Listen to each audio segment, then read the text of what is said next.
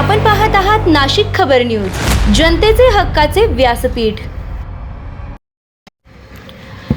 चौथे विश्व मराठी संमेलन नाशिकच्या कुसुमाग्रज नगरीत सुरू असलेल्या चौथ्या विश्व मराठी संमेलनात साहित्य, संस्कृती आणि इतिहासाचा अनोखा संगम पाहायला मिळतोय।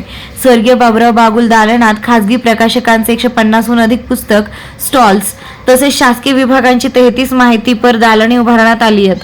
पहिल्याच 2 दिवसात लाखोंची उलाढाल झाली असून चरित्र ग्रंथ आणि कथा संग्रहांना वाचकांची विशेष पसंती मिळत आहे।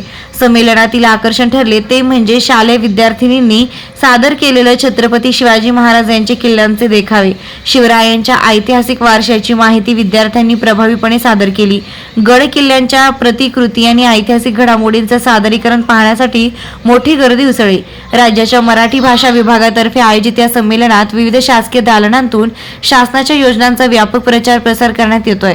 सांस्कृतिक कार्य विभागाचे पुरालेखागार, दिव्यांग सक्षमीकरण, मुद्रण, प्रकाशन उद्योग, ग्रंथालय विश्व, हिंदी, माहिती व जनसंपर्क महासंचालनालय, बार्टी, आरटी, सारथी, महाज्योती, श्रीमती नाथीबाई दामोदर ठाकरसी महिला विद्यापीठ, दादासाहेब फाळके चित्रनगरी, हिरकणी दालन, कृषी व पशुसंवर्धन औद्योगिक विकास महामंडळ, महाराष्ट्र राज्य खादी व ग्रामोद्योग मंडळ, तंत्र शिक्षण व मराठी भाषा, रिद्धपूर मराठी भाषा विद्यापीठ, आदिवासी विकास विभाग आदींचा सहभाग आहे।